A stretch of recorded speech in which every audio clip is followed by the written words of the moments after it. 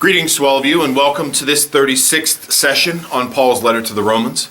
I'm Pastor Muse, lead pastor here at St. Paul's Lutheran Church in Alliance, Ohio. And it's a joy to be with you today as we spend this time together, as we spend this opportunity continuing to wander and wade and kind of trudge through the book of Romans. If this is your first time joining us, then welcome. It's great to have you as part of this educational process. If you have the opportunity, I would invite you to go back and look at previous episodes. We have been walking through the book of Romans from the beginning to this point. And Paul's letter really does build one argument on the next. And it does really make sense to kind of go back and read through and hear some of the previous arguments so that you know really where Paul's at and what's going on in the midst of Paul's existence and what he's writing about here for the sake of the church. And if you've been following along, then welcome back. I hope this session is as informative and moving as the last sessions have been as we continue to examine where Paul is taking us. Do keep in mind that, we approach Christianity with 2,000 years of history and tradition and experience. Many of us grew up in the faith. Even if we didn't grow up in the church, maybe we grew up in the faith. We have generations of experience and knowledge passed down to us, both church-wise and family-wise. Paul is writing to a group of people that, really have never had anything from a Christian standpoint. I mean, Paul's writing first-generation Christians, and many of the people that Paul is addressing here in Rome really don't have much in the way of a Judaic background either. They're more Gentiles. They're more pagans, barbarians, Romans. They're not coming from the Jewish faith, even though Paul is a Jew. And Paul does address the Jews in Rome, the Jewish Christians in Rome. But Paul is really talking to the Gentile Christians.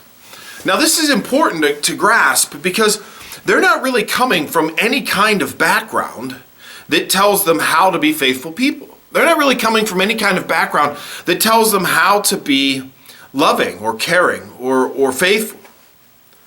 So Paul is really beginning the process of laying out what it means to be faithful. Not just as a Christian, but faithful to God, as a religious structure in general. So a lot of what we're getting in Romans may seem kind of basic to us, even though it's kind of funny because as I reflect on my interaction with systems, church systems and families and believers, what seems most basic is often the hardest to do. I say in Bible study often it's simple but not easy. And Christianity is simple but not easy. And what seems like a basic understanding of faith, which every believer should really hold on to, just seems so hard to do. And so Paul, even though he is writing to first century Christians, first generation Christians, what he has to say really does apply to us as well. So here in chapter 14, we've been in this time now where Paul has talked a lot about the division and the unity between Jews and Gentiles and sin and brokenness and God and relationship. So Paul is really kind of dealing with some loose ends here at the end of the book. And one of the things that we began to touch on last week, and we're going to get into even more, is this idea of judgment. This idea of judging, passing judgment on things, on days, on experiences, and on people. I want to touch on this really in two forms for just a minute. The first one is from just an emotional, powerful, effective form. When we judge something, oftentimes we put emotional criteria onto something that either doesn't deserve it or is far less. It's getting far more than is necessary. Okay, so either it doesn't deserve it at all, or it's far less than necessary. So I'll give you an example. okay? So as I'm recording this session today, a couple days before it's posted, which happens, it's one of those days where we've had a lot of snow. And here we are, things are shut down and roads are getting cleaned up. And a lot of people will say, this is a bad day. This is bad weather. Well, let's parse that out. So that's a judgment. That's a judgment. So this amount of snow is bad. Okay? Well, it's neither good nor bad. It doesn't deserve that kind of emotional energy. There's no judgment. Is it inconvenient? Of course it's inconvenient. It's inconvenient because we've patterned our lives in such ways that we can get what we want, when we want, and where we want, and we shouldn't have any obstacles, okay? So it's inconvenient. So when something becomes inconvenient, then we want to judge it as bad. We want to put negative emotional energy into something, and we are judging a beautiful snowfall as bad. However, if you're a farmer, and you're looking at the snow as fertilizer for your crops for the spring, this is good. This is good. So what happens with judgment? What happens with judgment is we take energy and we put it onto something that it doesn't really deserve energy. It snowed out. Okay. I mean, if you could stop the snow, you would. If you could make it snow, you would. We can't control that. It's God's business, not ours. So why judge what we can't control? That's a very human thing. And Paul doesn't want us to waste energy on that. And, the Jews and the Gentiles. So the Gentiles are judging the Jews because the Jews didn't get it with Jesus. And the Jews are judging the Gentiles because the Gentiles didn't get it with God in the Old Testament. But either way, that level of energy is not proving worthy for either. So to give that level of energy is, well, it's a waste. It's exhaustive that leads nowhere. It's like running on an emotional treadmill. You're going to exhaust yourself, but you're not going to get anywhere. That's what judgment does. When we judge something, when we put emotional energy into something that doesn't deserve our emotional energy, it's a thing. It doesn't deserve energy, but we want to give it. And we want to give it because it's an inconvenience or it has affected our lives. And rather than wanting to acknowledge the fact that the snow day is an inconvenience to us because we're so used to getting everything we want, rather than acknowledging that it's about us, we make it about the snow. That's what we do when we judge. So that's kind of the emotional, physical form. So if you find yourself at the end of the day emotionally exhausted on a regular basis, start to ask yourself, how much are you judging? How much energy are you putting into things that don't deserve energy? How much judgment are you casting on anything and everything? Because the more we judge, the more energy we're putting out, the more we're exhausted at the end of the day. If we're judging how someone looks or what someone eats or how someone talks or how we talk or what we eat or whatever, the more we judge, the more energy we release. The more energy we release, the more exhausted we are at the end of the day. The other form of talk about judgment here, and Paul, really, this is a very Paul spiritual issue, is that when we judge, we make ourselves better. We somehow say that I have the right or the knowledge or the ability to judge someone else for who they are, what they do, or where they're going to go. Judgment says that I'm better than you and that I know more than you and you're wrong. Well, there's only one that gets to do that, and that's God. So when we judge, we put ourselves in God's seat. Now, I said last time, and I want to reiterate it because it's really important. We have the scriptures, and in the scriptures, God tells us right and wrong, and we're able to identify right and wrong in the midst of someone's life. We're able to identify, hey, the scriptures say we shouldn't be stealing from each other, and you're stealing, so that's wrong according to the scriptures. Now, that's not a judgment on them. That's a statement of what the scriptures say and an acknowledgement of what they're doing. Okay?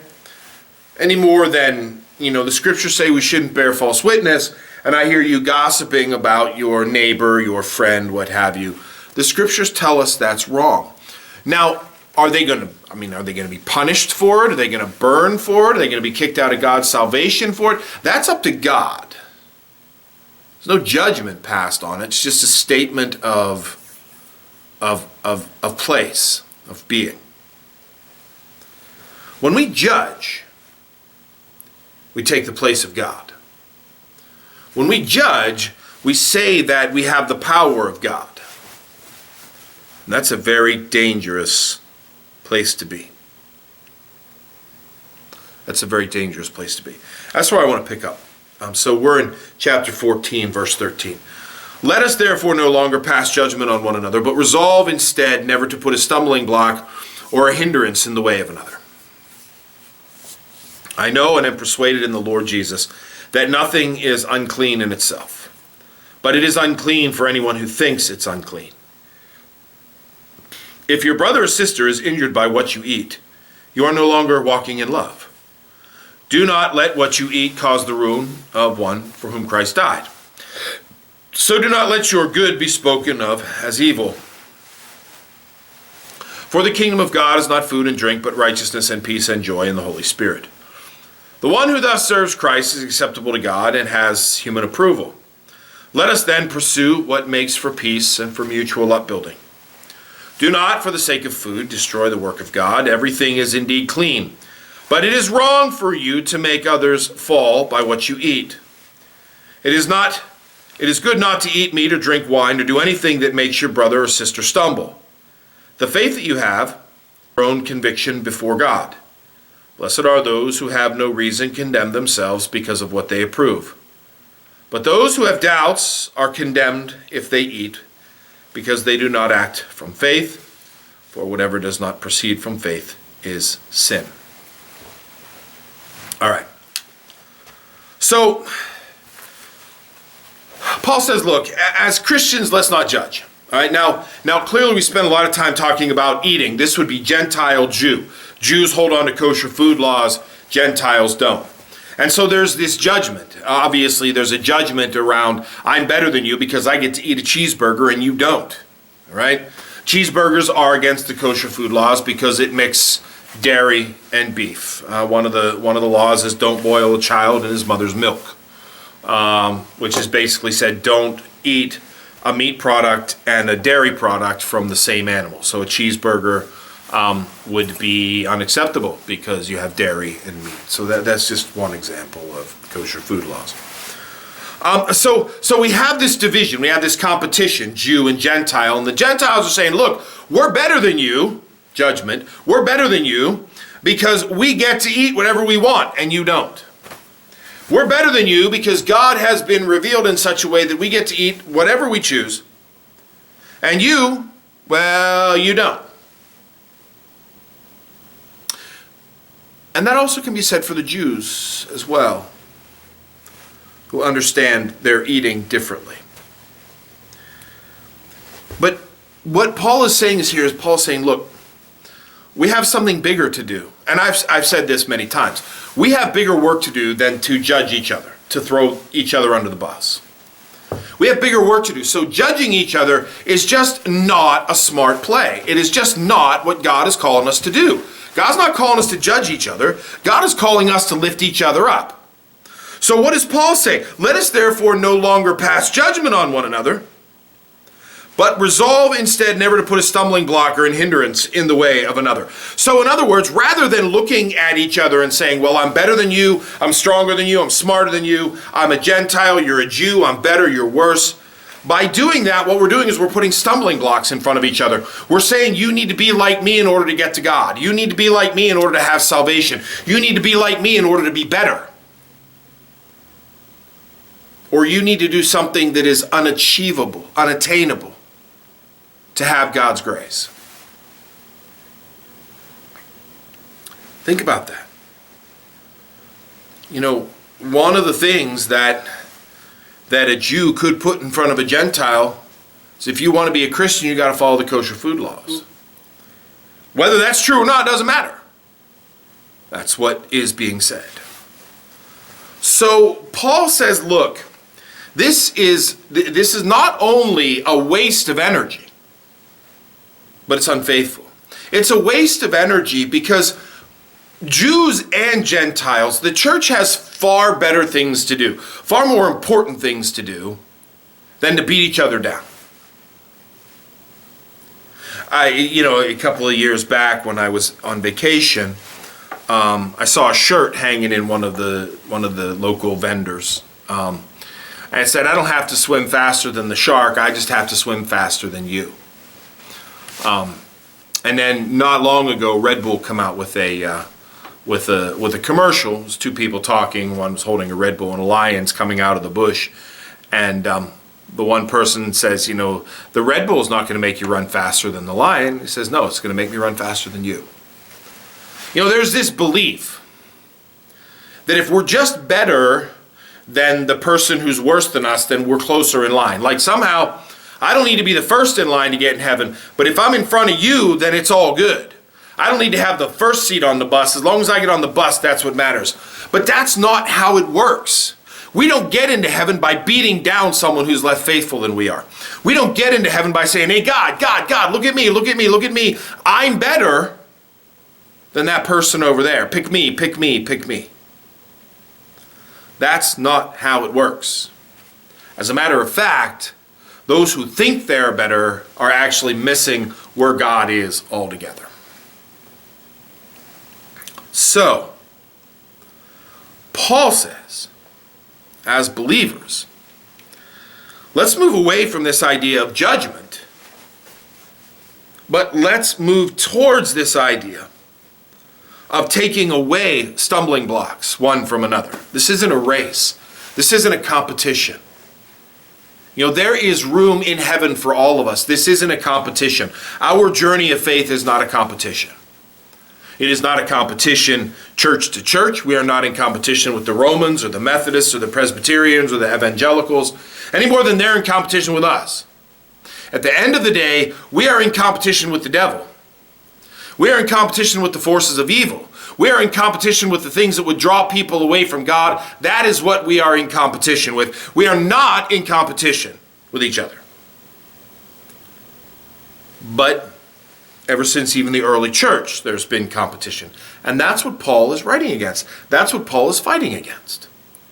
Paul is saying, no, we are not in competition with each other. And we need to not live like we are in competition with each other. And where this plays out, where this primarily plays out for Paul, is in food and drink.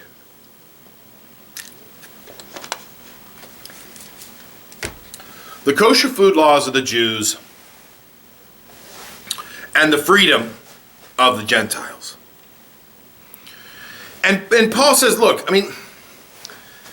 you can't be claiming something that's unclean that God himself has made clean. But more importantly, if your action, and this is like the next step, okay? So it's not just about judging. We don't judge. So taking away that beating down, taking away that putting stumbling blocks in place, but actually intentionally building each other up. Intentionally building each other up. This is a whole new concept. It's a whole new concept, not only in the work of God, but in life in general. This idea of community. The best that believers would do, the best that we could do, is just leave each other alone. Right? Just leave each other alone. I do my thing, you do your thing. Well, the fact is, as believers, we are models for each other. It's more than just that. We are not disparate individuals gathered together in the same place, sitting in the same space. We are models for each other. We are accountable to each other. That's one of the main points of community. So Paul says, look, even if you have the right, now in another place, Paul would call this rights and responsibilities. But it's the same idea, though he doesn't quite put his final point on it. The fact is this: if you're going to do something that is well within your spiritual rights, but someone else is going to be harmed by it, you're bound not to do it. It may be okay for you, but if someone else thinks that this is what it means to be faithful, if others fall by what you do, then you are bound not to do it. I want you to keep that thought in your head there for a minute. If others fall because of what you do, then you're bound not to do it. That's what Paul says. That's what he says.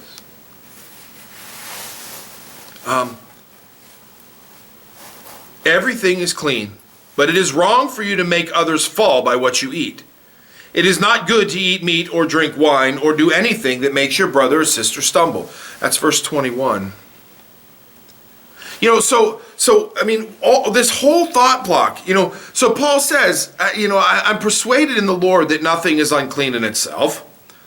So the eating and the drinking, the kosher food laws, that's been undone. That's been done away with. God has eliminated that. So there isn't clean and unclean. And if a Jew wants to hold on to that, they're welcome to it. But that doesn't make them a better Christian than those who eat whatever they want, okay?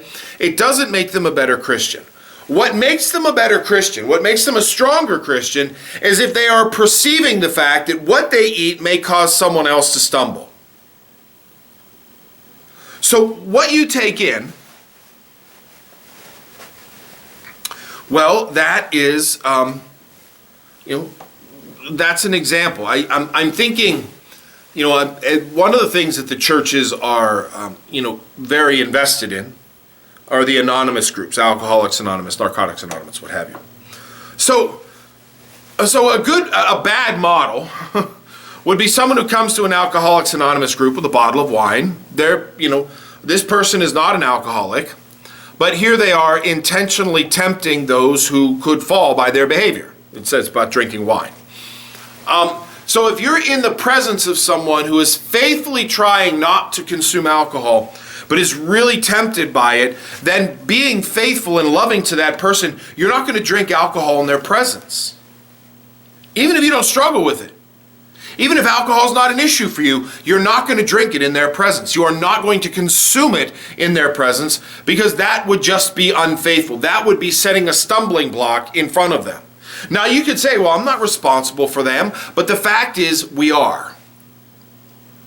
That's where Paul is going. In the Christian realm, we are responsible for each other. In the Christian realm, we answer to each other. We are held accountable to each other. That's part of the makeup of being Christian. That's part of the makeup of being a part of a believing community. We are accountable to each other. And not to judge each other's behavior, but to be models of good behavior for each other.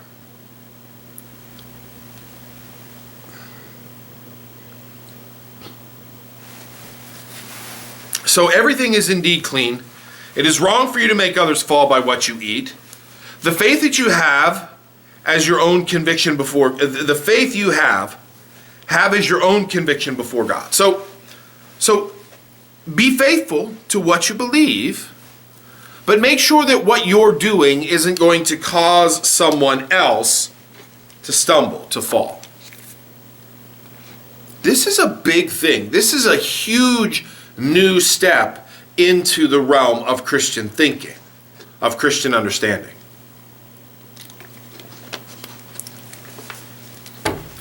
In the Jewish world, the relationship was between, the covenant was between the person and God. Okay? Now, part of the covenant was not intentionally hurt one of your brothers or sisters. That's why the 10 Commandments: shall not commit murder, shall not steal, shall not commit adultery. Okay. So you can't be a believer in God and intentionally go out and hurt others. But you weren't beholden to others for your actions. So if I if I'm drinking wine, or maybe even a better example, a more poignant example. If I'm smoking cigarettes, now I'm allowed to smoke cigarettes, I'm over 18. If I'm smoking cigarettes in front of, a Sunday school class, I know it's a little out there, but I want it to be that way. I want that example to be that way. I'm allowed to do it by law. There's nothing wrong with it. And in the Jewish world, you know what? Okay, I'm allowed to do it. It's all good. God says I'm okay with it. Actually, God doesn't. But stay with the metaphor for a minute. I know there's a lot of holes in it, but you know what? A lot of people justify bad behavior in just this way. So before we try to start plugging the holes, we got to realize there's a lot of bad behavior that's justified in this way. I know I'm not telling the kids to smoke, of course not. But I'm not modeling good behavior. That'd be perfectly acceptable.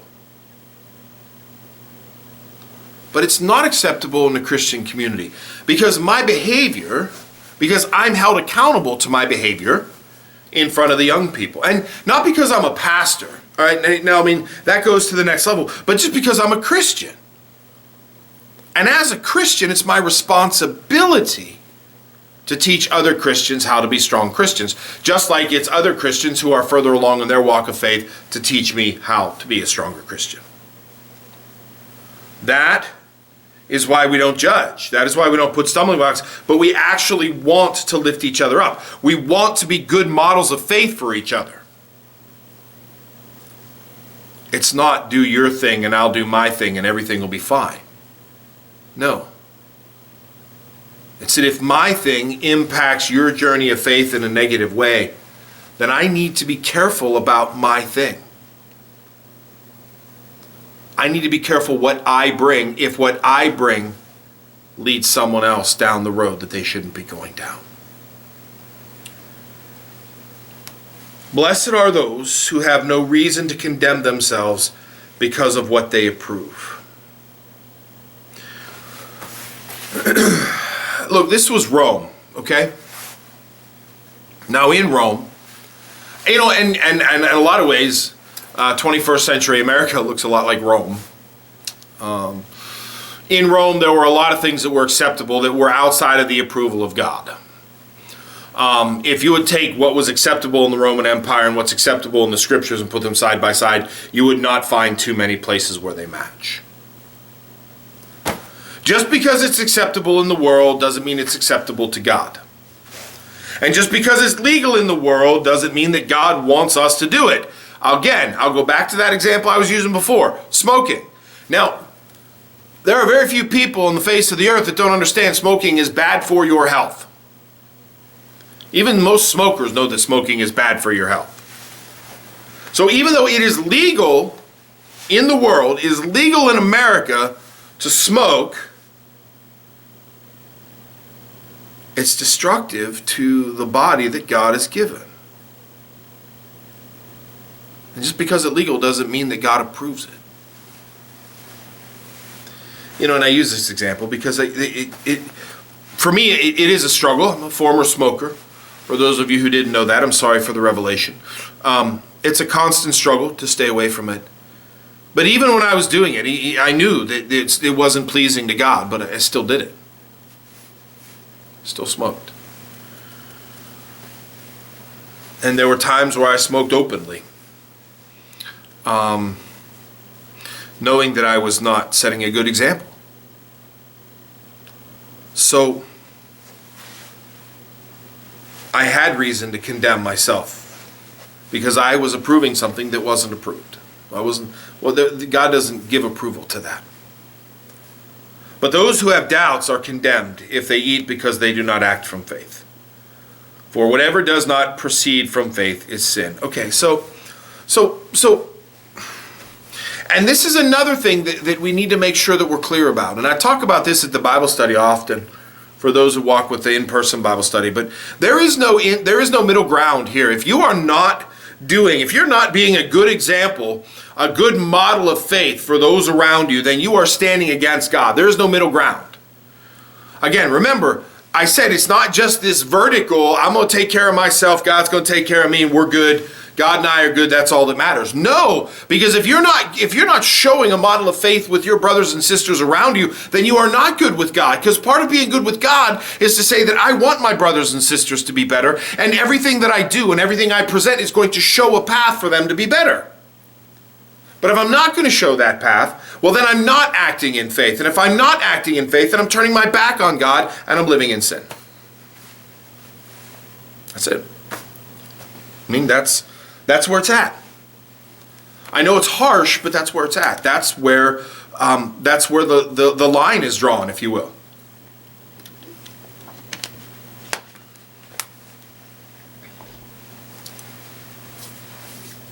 Those who have doubts are condemned if they eat, because they have not acted from faith. So, if my faith tells me I don't need to abstain from a cheeseburger and fries because God has made everything clean, but then I abstain not because of some kind of spiritual practice, but because I doubt that my faith is accurate, well then I'm not acknowledging my faith to be the drive. I'm acknowledging something else to be the drive. And that's where condemnation comes in, when we ignore our faith for the sake of something else. So, what Paul really wants to make sure that is clear here coming out of Romans, and we're getting really close to the end, and we're going to talk a little bit more about this, but Paul is really driving into this idea of community. Paul is pushing the believers in Rome into something far bigger than just this individual faith walk that they have been engaging in. We as Christians are answerable. We are accountable to each other. We are models for each other. When one is struggling, we all struggle. When one is happy, we're all happy. But we are part of each other's lives. And that's what Paul really wants to hammer down on. That's what Paul really wants to make sure everybody's clear about. We are part of each other's lives. We are part of each other's existence. We are not just individuals on this road. We are part of each other, and we should be acting accordingly. That's what it means to have this life of faith. All right. We're going to leave it here for now. We're almost to the end. Again, as always, if you have any questions or thoughts, feel free to reach out to me. Feel free to send me a message. My information will come up at the end of the video. Send me a message, and I'll do the best I can to answer it for you. But regardless, thank you for participating. And I hope you have a great day and a wonderful week, whatever it brings for you. May God continue to bless you and provide for you models in your life to show what it means to be faithful. God bless you. We'll see you next time.